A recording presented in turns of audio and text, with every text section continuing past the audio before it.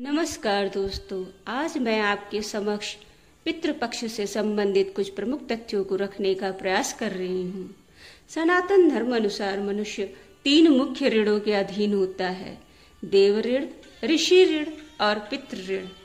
देव ऋण या देवताओं और प्रकृति के प्रति ऋण है, जिन्होंने हमें वायु, जल, भोजन और अन्य सुविधाएं प्रदान की हैं।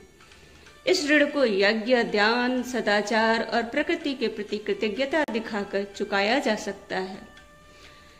दूसरा ऋण होता है ऋषि ऋण, या उन प्राचीन ऋषियों और मनीषियों का ऋण है जिन्होंने हमें ज्ञान और शिक्षा दी है।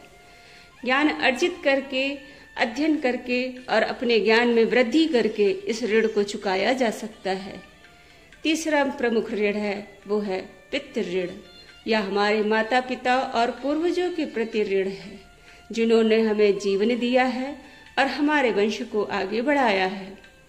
संतान उत्पत्ति करना, माता पिता की सेवा करना और पितृपक्ष में पूर्वजों के लिए श्राद्ध व पिंडदान करना इस ऋण को चुकाने का महत्वपूर्ण हिस्सा माना जाता है। शास्त्रों के अनुसार आर्यमा पितरों के देवता हैं। बिना इनके नाम के तर्पण अधूरा माना जाता है। गरुड़ पुराण में लिखा है कि आर्यमा ऋषि कश्यप और देव माता अदिति के पुत्र हैं। वे आदित्य देवताओं में से एक और इंद्र के भाई भी माने जाते हैं। पितृ ऋण का उल्लेख वेदों में नहीं मिलता, बल्कि इसका विस्तृत वर्णन रामायण और महाभारत जैसे पौराणिक ग्रंथों में मिलता है, जहाँ इसे पितृयज्ञ, श्राद्ध और तर्पण के माध्यम से चुकाने की बात की गई है। ऋग्वेद में पितरों का आह्वान मिलता है, लेकिन पितृ ऋण की अवधारणा वेदों के बाद विकसित हुई है। ऋग्वेद में पितृयज्ञ और पितरों के सम्मान का उल्लेख है, लेकिन पितृ ऋण के रूप में इसका विशिष्ट नाम नहीं था। पितरों को धन, समृद्धि और शक्ति प्रदान है। पवित्र हिंदू महाकाव्यों के अनुसार पितृपक्ष की शुरुआत में सूर्य कन्या राशि में प्रवेश करता है। ऐसा माना जाता है कि इसी क्षण के साथ आत्माएं पितृलोक छोड़कर अपने वंशजों के घर में 1 महीने तक निवास करती हैं, जब तक कि सूर्य अगली राशि तुला में प्रवेश नहीं कर जाता और पूर्णिमा नहीं आ जाती। पितृपक्ष की शुरुआत निमि ऋषि से मानी जाती है। कहा जाता है निमि ऋषि के पुत्र की अचानक मृत्यु हो गई थी। दुखी निमि ऋषि ने अपने पितरों का आह्वान किया और वे प्रकट हुए। पितरों ने बताया कि निमि ऋषि ने अपने दिवंगत पुत्र की आत्मा को खिलाया और पूजा की थी, इसलिए वह पितृदेवों के बीच अपना स्थान बना चुका है। पितरों ने यह भी बताया कि यह एक प्रकार का पितृयज्ञ था और इस प्रकार श्राद्ध की परंपरा शुरू हो गई।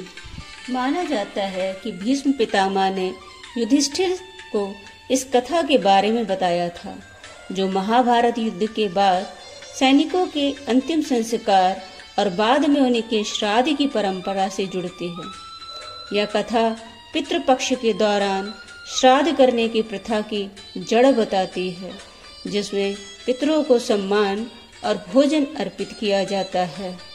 गया जी पितृपक्ष के दौरान पूर्वजों के मोक्ष के लिए एक महत्वपूर्ण धार्मिक स्थल है, क्योंकि यहाँ पिंडदान करने से पितरों को मुक्ति मिलती है और उन्हें पुण्य लोक प्राप्त होता है। गरुड़ पुराण और अन्य धार्मिक ग्रंथों के अनुसार भगवान राम और माता सीता ने भी गया जी में राजा दशरथ को पिंडदान समर्पित किया था, जिससे गया पितृतीर्थ या मोक्ष स्थली के रूप में प्रसिद्ध हुआ। पितृपक्ष के दौरान यहाँ आकर पिंडदान करने से न केवल पितरों की शांति मिलती है, बल्कि जीवित परिजनों को भी सुख, समृद्धि और पितृ ऋण से मुक्ति मिलती है। गया जी को पितृतीर्थ व मोक्ष स्थली के रूप में जाना जाता है, क्योंकि यहाँ किए गए पिंडदान से पितरों को जन्म मरण के चक्र से मुक्ति मिल जाती है।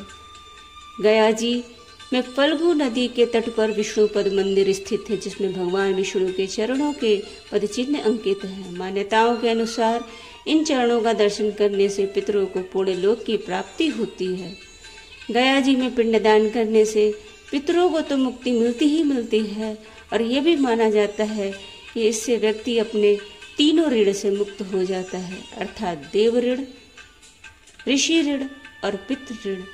यही है पितृपक्ष की महानता, जिसे कालांतर से मनाया जा रहा है और हमें पूर्ण श्रद्धा के साथ पितरों के प्रति अपना श्रद्धांजलि समर्पित करनी चाहिए। धन्यवाद।